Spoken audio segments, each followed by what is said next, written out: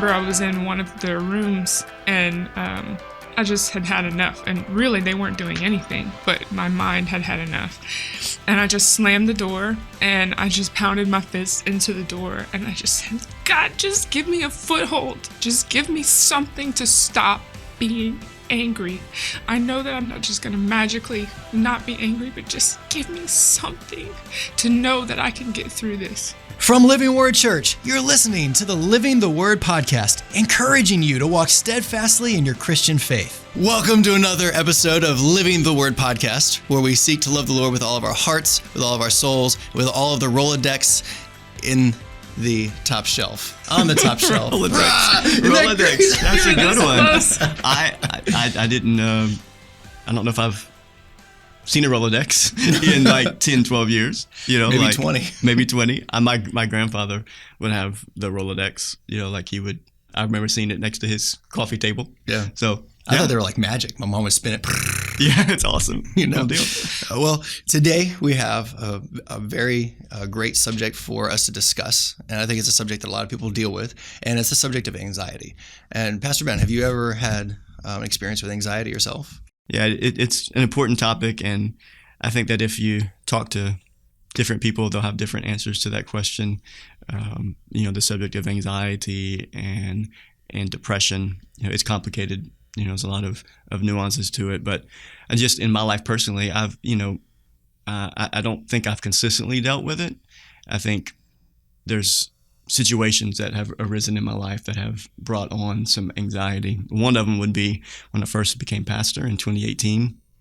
I'd never led a church before, never had responsibility of leading a staff, responsibility over budgets and finances. And so, everything building up to becoming pastor, I was excited about it. And then all of a sudden, like March the 4th of 2018, the responsibility fell on my shoulders. And so the next day and then the next couple of weeks, my physical body began to feel different. I began to have a pain in my neck, had a hard time sleeping. Physically, there were other issues that I was having, and I was literally feeling, I guess, anxiety that was brought on by a new level of pressure and stress. So, I know that's probably different than what some people have experienced. And I think my physical body adjusted to the pressure. And I don't know if I'm handling it any better, but we're still here. You're doing well. So have you dealt with any of that? Probably. Yeah. Yeah. We've had a lot of change in our lives. Yeah. You have a lot of anxiety going on every day with 5 young kids. Oh, yeah. It's just madness in my Under house. the age of what? Our oldest is 7. So 5 under the age of 7. Yeah. God bless you. Yeah, we're just now potty training once. We have 2 left in diapers. Yeah. If we can get him through that. So anxiety or just insanity. Yeah, one of the two. It may be a fine line. But for the topic today, we have a very special guest. We have Lacee Plaisance with us today. How are you doing? Good. Lacee came on staff at Living Word Church as the Nursery Director recently. She's married to Reuben, has 3 awesome kids, Isaac, Levi, and Asher. Very biblical names, and likes chocolate ice cream, ate pizza for breakfast, just an all-around great gal, and we're excited to have her here, and we want to hear her story and about the path that God brought her through anxiety. So, Lacee, how are you doing? I'm doing great. Yeah, it's great to have you. Yeah, I'm glad to be here. So before we ask you about your story, I have to know, did you heat up the pizza or did you eat it cold? I was wondering if anyone would catch that. I did heat it up. I don't like cold pizza. Me either. I don't like cold pizza. So yeah, Lacee, thank you so much for being on the podcast. And, as we prayed before we got started, we prayed that God would use your story of what you experienced. And again, I just want to say this. Everyone's story around this subject is going to be different, but this is your story. This is what God's done in your life, and you're here. You told us a couple of weeks ago through a group text talking about this. You said, my story for His glory, and I think that's beautiful. So let's start at the beginning of your journey. When did you first start dealing with this? Yeah, even as a kid, like even being in like elementary school, I would just take everything personally. I just felt like I wanted to be liked so bad that anytime I would get teased or left out or anything like that, it would start to manifest in this negative self-talk. So for me, it just made me feel so outside, like of the circle that was there. And with that came on this anxiety of, well, now I need to do this, and I need to do that, and I need to do this so that they'll like me. But it was also a few other things, in that time period of like elementary and middle school. I wanted to know everything about God, but there was some things that like I just didn't really understand. And so I felt like I needed to do everything that I could so that he would like me. And that just brought on a lot of anxiety, even as a kid. Yeah. That's how I remember it. So you related what other people felt about you to what God feels about you. Oh, yes. Like everything that I did to earn my friends' love, I did the same thing for God. It would be like, okay, well, maybe God doesn't like me because XYZ, because maybe they don't like me for XYZ. And so that's how I viewed everything that I did with him. And that's how it went. So I guess, thinking about your early childhood days, when you're talking about at school, and I remember when we interviewed you last week, you talked about you had a small class. Yeah, very small. 7 or 8 classmates. You just felt like you were kind of, even at that early age, you were always the outside one looking in. Yeah. And it was part of it because like I just thought differently than them. I was just different personality. But like, it's not to say that I wasn't included. I was. It was just I had internalized everything they said. So anytime they said, even if it was completely innocent, it was something that I felt inside me that it was something that I had to do. I had to fix it. I had to achieve it to be able to be loved by them. And that was like the driving force of everything that I did. What can I do to help them like me? Yeah. And what can I do to stop anything that they were doing? You know what I mean? And it's not even like they were intentionally coming at me and bullying me, It was just on the fly. A kid would say something, and then all of a sudden I was like, oh my goodness, I'm not pretty enough. Or, oh my goodness, I'm not funny, And so then I would be like, okay, let's try to be funny this time. Let's say something funny this time.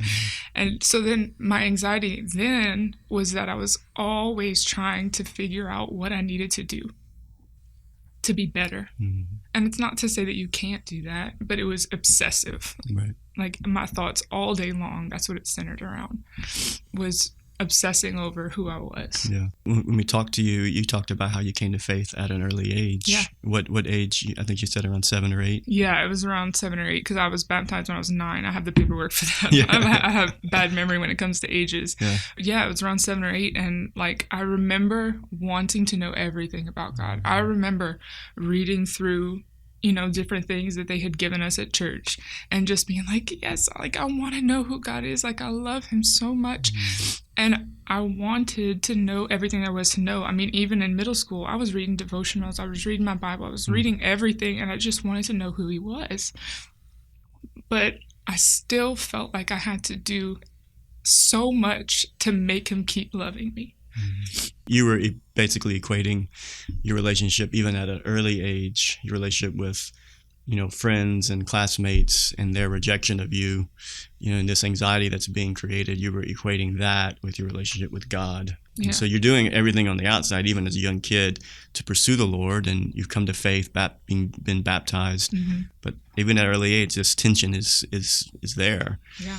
So obviously, when we talked, you talked about how this carried on into high school and into college. Can you talk about that journey as you got older? Yeah, in high school and college, it basically got worse because like little people, little problems, big people, bigger problems. And in high school, I had started a job, so there was a whole new set of people that I was getting to know, and my bubble that I was in, you don't apply when you go out into the world. The things that I had learned and how to talk to people and different things, well, the people in the world, they don't know, what I know. And so then whenever I would say things about God and they were like, and they didn't want to hear any of it. So then it was like, okay, why don't they love God? Why don't they love Jesus as much as I do? And so that brought on more anxiety and doubt, because it was like, well, why is it that I can believe this, but these people don't? Right. And continuation of my feelings basically through high school, but in college is where it really just took a turn where I started with panic attacks because college is a whole new experience. I mean, like, you're learning all these things and most of it doesn't even line up with what you were taught, you know?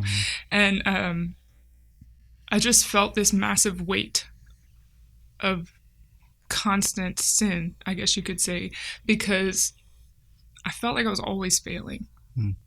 Like, either I was failing my friends or I was failing, like, if I would just get angry or if I would get like, oh, that boy's cute.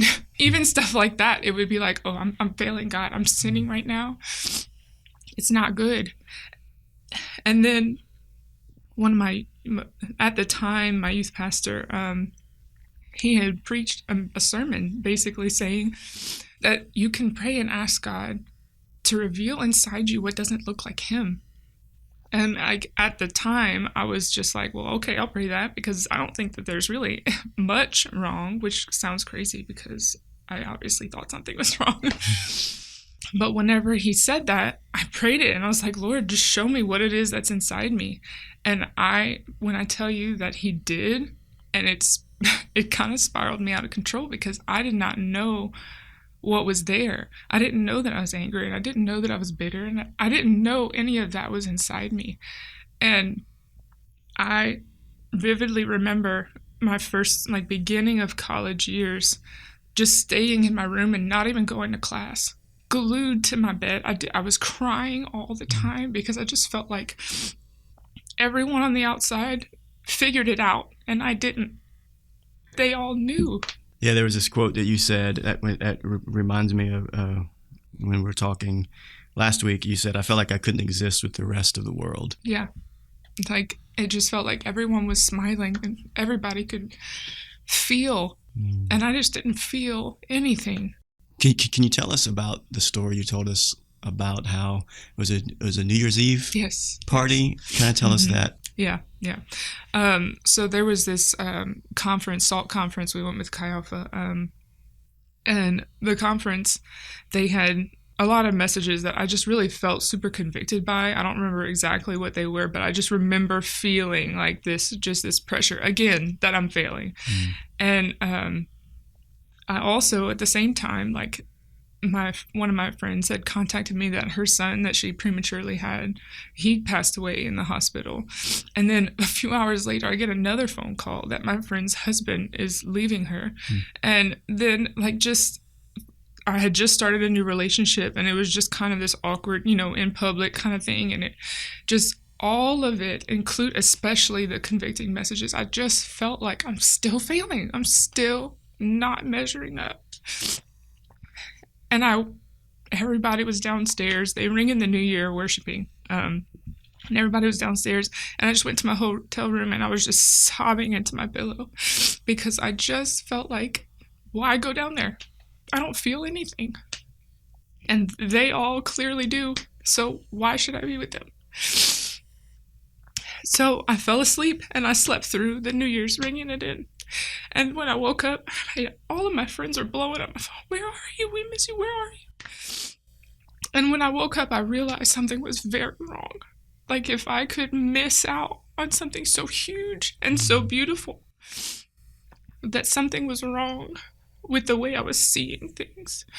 And so you're how old at this time? At this time, if I had to guess, I was probably like 21, 22. Yeah, so 21, 22 years old. I mean, you're this is the college life. This is the time and the season of your life where you want, be with friends, and New Year's Eve, you're out, live big. Celebrate. And so it is not normal for someone at that age to just, to want to go hide out in your room and not be around friends. But it was this, from what you're saying, it's kind of like this incessant feeling that you're not right with God, and there's something, you're not pleasing him, and it's just causing this anxiety in your life, these panic attacks. And so, it makes me think, and we had talked about this, was there any major sin or issue that you were dealing with? No. Yeah. And I think a lot of that had to do with the fact that I was just so afraid, just so afraid that if I did anything, that I would just be condemned straight to hell, you know? And so for most of my life, I'm not saying that I was a saint, but like for most of my life, it's not like I did anything majorly, you know, huge. And you would think so because of how self-negative I was. But nothing. You just constantly major. felt like you had to confess. Yeah, constantly felt like I had to just say, okay, well, earlier I was angry at so-and-so, or earlier I was very jealous of so-and-so. And it just felt like I constantly had to confess. Yeah, this really sounds like the story of Martin Luther. You told the story back when we were doing the series. What was it called? The Five Solas? Yeah. Yeah, that was an excellent series. Oh, yeah. And I remember you talking about Martin Luther going to confession every single day. One, he became a monk because he tried to please God with becoming a monk. He thought, you know, if I do this act, then finally I'm going to go to heaven. And he would go to confession every day. He had this deep, grinding feel of his own sin. And he would go to and every day. And his confessor once, after 6 hours in the confession booth, you know, finally like gets upset with him and is like, Luther, come back when something's wrong. You know, because he had this deep recognition of his own sin. And it sounds like you're feeling that. You're feeling this loathing. And there was a turn for Martin Luther when he understood the gospel. So I guess the transition is, you know, let's fast forward to, you know, you're out of college now, you know, you meet your husband, Reuben, your husband to be, you guys get married, you have some kids, you have a couple of kids, and, you know, you told us this story leading up to it about how you're having some postpartum anger, and so you really haven't found victory over your anxiety at this point. It's still a continual struggle, and now you're having some postpartum struggles.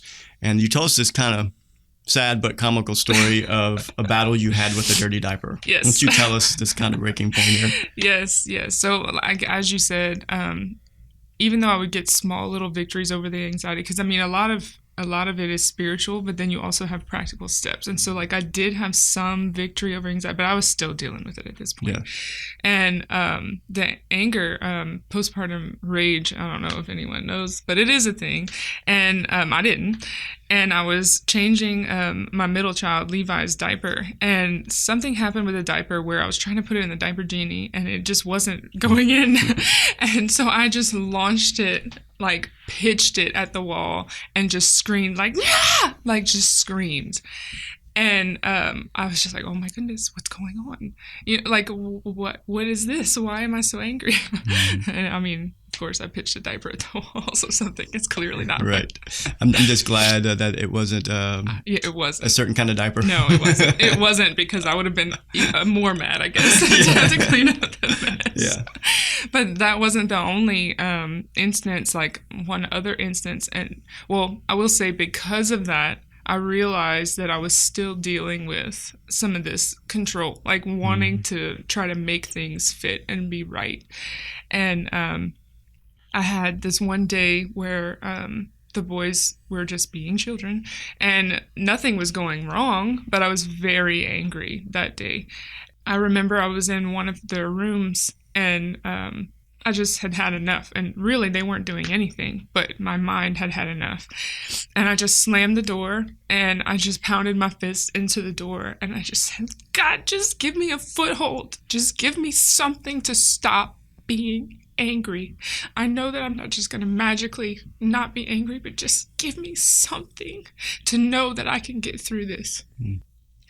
And I opened the door and Levi's standing down the hall. And he just looks at me and he just like turns his head like this and he just smiles the sweetest smile. And I knew that that was my foothold, that there was no reason for me to be angry with him, and that his sweetness was a gift, and that my anger was just circumstance. It was hormonal, you know, but I had to be pulled out of that. And that's why I'm so thankful that he answered that prayer. But that's how it continued, that my anxiety also was bound up in this anger whenever Levi was a baby. It seems to me, just hearing your story, you know, this anxiety struggle started as a young child. Yeah. It's something that you just, as a young child, you can't control those things, but, you know, you just had this sense of always being on the outside looking in, and it kind of carries over into high school and college. And And so I would imagine that you had seasons of victory as a young adult and as a married woman, but it's still just not completely healed. You're still not finding consistent victory, and so a lot of it, from what I'm hearing, is it's based upon this instability in your life concerning your relationship with God. Yeah. Your view of the gospel, your view of Christ and his view of you, you felt like you were constantly trying to measure up, and that was kind of this sense of instability there. Yeah. So before we transition. Yes, I would like to remind our listeners and thank our listeners. Thank you for anyone who has rated the podcast and left reviews and comments. And we'd like everyone to share this with friends, put it on social media, rate, review, subscribe, all of that good stuff. Because the more you interact with it, the more it pushes us up in the algorithm, and other people can see it too. So that's my little blurb. But I just want to say this too. The reason we want you to like and share and rate, not because we're trying to go viral, because I don't know. That would be cool. I don't know if that's possible. But we do know that these are impactful stories and messages, and I want people to hear Lacee's story. I want people to be ministered to. So Lacee, let's talk about the turning point. Yeah. It is this cycle of anxiety, depression. Tell us what the turning point was. Tell us what God did to kind of bring you some freedom. Yeah. And like you said, like, God's gracious and he gave me a lot of victories. There was so many things that helped me keep going, and that's just a part of his love for me that I didn't see at the time. Like sending Reuben, like that man, he saw in me what only God knew at the time, and I was so grateful for that. So I did have victories, but ultimately what it was my friend Brittany Vera. She invited me to a D group, and for years I had struggled Explain what a D group is. A D group. We study the Bible together with a small group. So there's different types of D groups. Obviously, it depends on what book of the Bible you're in or if you're going through the whole thing. But we studied the Bible together. So there was 5 of us that went through the E100, which was, it just basically took you through 100 days of going through the Bible. And for years, I had convinced myself that I just did not need the Bible, that my experience with God and my feelings towards him was all that I needed, and clearly I didn't, because I was anxious. But this D group that she invited me to, when I went, I realized how important the Bible was, is that like these things that I believed about God weren't even right. And if I had just really gotten in and studied and dug deep, then I would have seen who he is. And whenever we were in that D group, I had so much peace about what I was learning. Like, I learned that it's just a single thread. The whole Bible is just this single thread about God sending Jesus for you, for me. And I was just blown away that it was right there. I had Bibles my whole life. Yeah. But just to study it, and to study it for the sake of knowing God. Studying it for the sake of knowing who he is and why it's good. Why everything that he does is good. And that when he loves you and he says that he loves you, it's true because of who he is and the type of person God that he is. I just love that what you're saying there, because so often we can become so academic in our understanding of God's word, and we will look at it as, I'm doing my daily Bible readings and I'm being systematic, I'm being academic, I'm learning.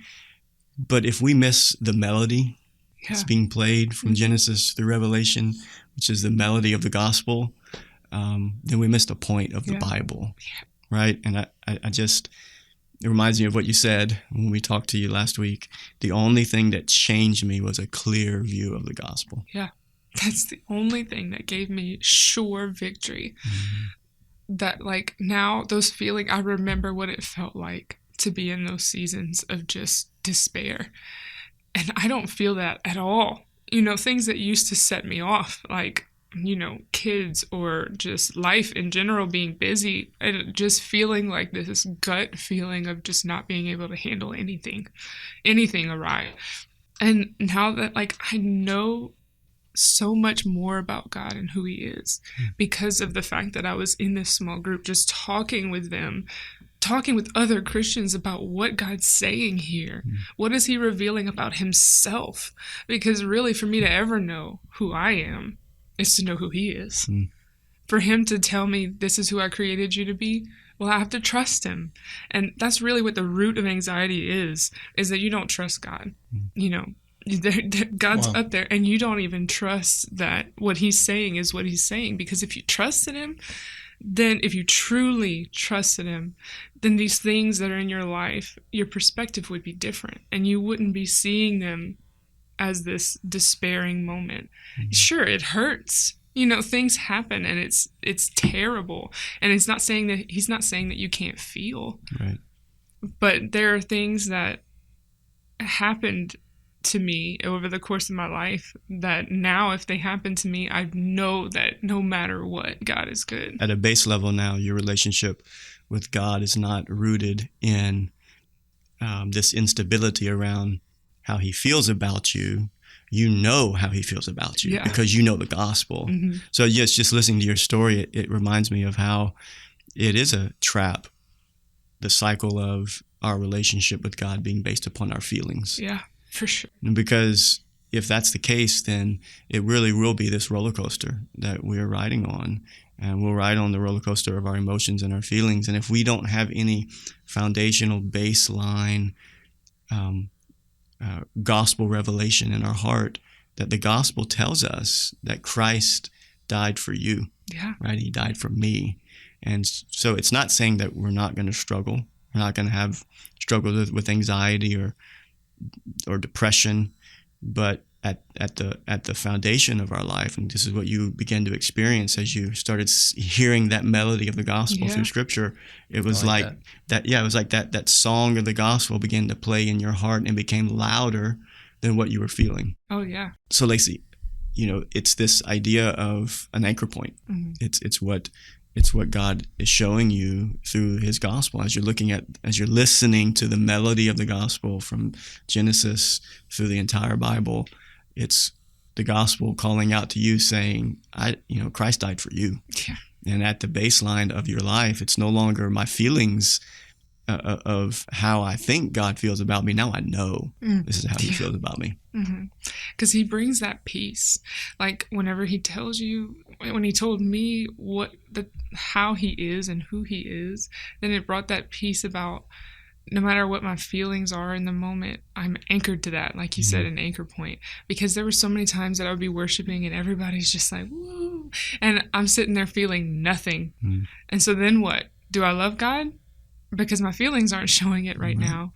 But now that I've studied and continue to study about who God is and how gracious he is and merciful and loving, then there's this general, like you had said whenever we spoke about it, you just said, like just this feeling of like, I know that this is what life is. There's brokenness, there's sin, there's all of these things, but I do know this.